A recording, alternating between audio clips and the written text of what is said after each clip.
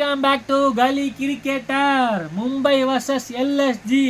டாஸை win பண்ணி first Mumbai bowling போகிறேன்னு சொன்னாங்கங்க. மேட்ச் எங்கே போச்சு?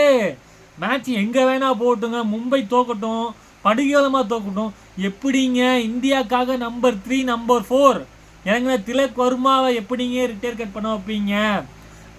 பேக் டு பேக் 2 செஞ்சுரி அடிச்சிருக்காரு இன் சவுத் ஆஃப்ரிக்காவில். அவருக்கு போய் உட்கார வச்சுட்டு மிச்சல் சாட்னர் எடுத்திருக்கீங்களே.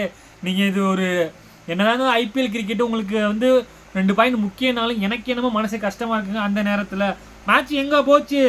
திக்வேஷ் போட்ட அந்த ஓவரா, அவர் எந்தெந்த ஓவர் போட்டுருக்காருங்க. 6வது ஓவர் வெறும் 5 ரன் தான் கொடுத்தாரு. லெக் பையில் ஒரு 4 போகும். 9வது ஓவர் 3 ரன் போட்டு ஒரு விக்கெட் எடுத்தார். 12வது ஓவர் வெறும் 2 ரன் தான் கொடுத்தாரு. கடைசியில் 18வது ஓவர் 11 ரன் தான் கொடுத்தாரு. மேட்ச் அங்கே போச்சா?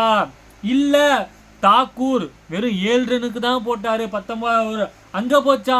இல்லை, ஆடன் மார்க்கரம் ஹேங்கர் ரோல் ஆடி 53 ரன் அடித்தார். அங்கே போச்சா?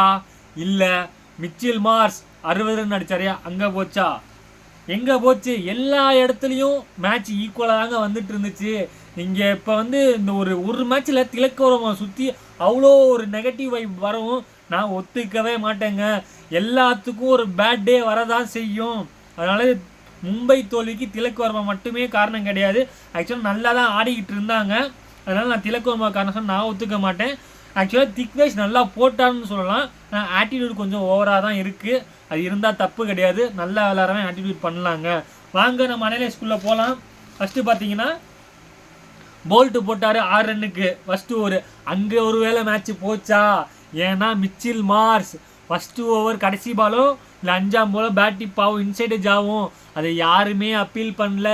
கீப்பர் ரிக்கில்டன் உங்களுக்கு கேட்டிருக்கணுமேங்க, அது கேட்கல. ஒருவேளை அவர் அடித்த மிச்சில் மார்ஸ் அடித்த ரன்னை பார்த்தீங்கன்னா எவ்வளோ அடிச்சிருக்காரு? 60 ரன் அடிச்சிருக்காரு. அவர் 5 ரன்னில் அவுட் ஆனது. ஒருவேளை மிச்சில் மார்ஸ் பேட்டில் போட்டு 55 ரன் கம்மியாகி நிக்கோலஸ் புரான் அவுட் ஆகிருந்தா மேட்ச் மாறி இருந்திருக்கலாம். எவ்ரி மூமெண்ட்டும் இம்பார்ட்டன்ட் கிரிக்கெட்டில் மேட்ச் வின் பண்ணுறதுக்கு அங்கே போயிருக்கலாம். தீபக் சகர் 5 ரன் போட்டார். போல்ட் 11 ரன் போட்டார். அஸ்வினி குமார் நல்லா தான் போட்டார் 3 ரன்னுக்கு. சாட்னர் 11 ரன் கொடுத்தாரு. பவர் பிளேக்கு 69க்கு 0 இருந்தாங்க. மேபி ஒன்றா இருந்திருக்கலாம். அதுக்கப்புறம் எப்படி கொண்டு போனாங்கன்னு பார்த்தீங்கன்னா அடுத்த 4 ஓவருக்கு 31 ரன் தான் ஆடினாங்க. விக்னேஷ் புத்தூர், சாட்னர், பாண்டியா போடுவார். ஒருவேளை பாண்டியா பவர் பிளே முடிஞ்சவரை போட்டுக்கலாமோ? ஏன்னா அவரோட பெஸ்ட்டு பிளான் என்னென்னா ஸ்லோவர் பவுன்ஸ் போடுறது. ஒருவேளை இந்த பிச்சில் அது எடுத்துச்சோ. ஆக்சுவலாக இந்த கிரவுண்டில் 204 சேஸபிள் கிடையாதுன்னு சொல்லி சொன்னாங்க. நான் சேஸ் பண்ணிடுவாங்கன்னு நான் நினச்சேன். நீங்கள் என்ன நினச்சிங்கன்னு கமெண்ட் பண்ணுங்கள். 5 விக்கெட் எடுத்திருக்காரு. ஹார்திக் பாண்டியாவோட பெஸ்ட்டு ஸ்பெல் இதுதான்.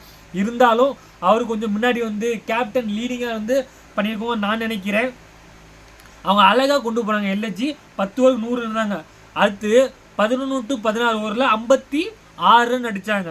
கடைசி 4 ஓவரில் 44 ரன் அடித்தாங்க. அவங்க ஆடன் மார்க்கரம் தான் என்னையை பொறுத்தவரையும் நல்லா சூப்பராக ப்ளே பண்ணார். பத்தோனி சப்போர்ட் பண்ணார்.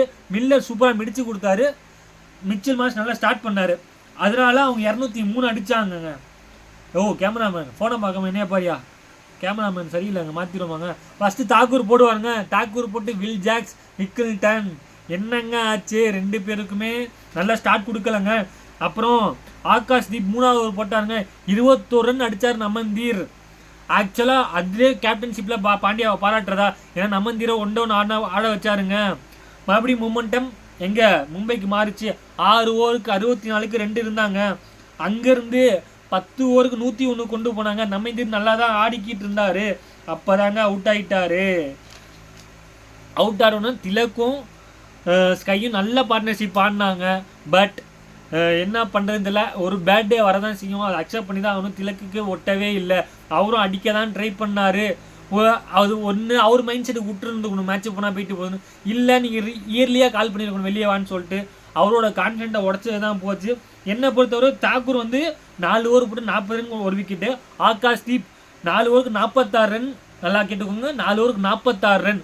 ஆகாஷ் தீப் நான் 3வது ஓவரில் எவ்வளோ கொடுத்தாருன்னு சொன்னேன் உங்கள்கிட்ட. 21 ரன் கொடுத்தாரு. அடுத்த 3 ஓவரில் 25 ரன் தான் கொடுத்துருக்காரு. ஒவ்வொரு மூமெண்ட்ஸும் கிரிக்கெட்டில் ரொம்ப ரொம்ப important. Avesh Khan 4 over 40, first ball 22 run அடிக்கும்போது ஃபஸ்ட்டு பால் 6 பண்ணணும். எல்லாமே ப்ரெஷர் ஆக தான் செய்வாங்க. இத்தனைக்கும் 5 பேர் தான் சர்க்கிள்குள்ளே நிற்கணும், சர்க்கிளை விட்டு 4 பேர் தான் வெளியே நிற்கணுங்கிற எப்போ இருந்து நல்லா போட்டார். மறுபடியும் ரிஷப் பண்ட் ஒரு பேட் ஃபார்ம் கண்டினியூ ஆகிக்கிட்டே இருக்குங்க. இது நல்லதுக்கு அல்ல.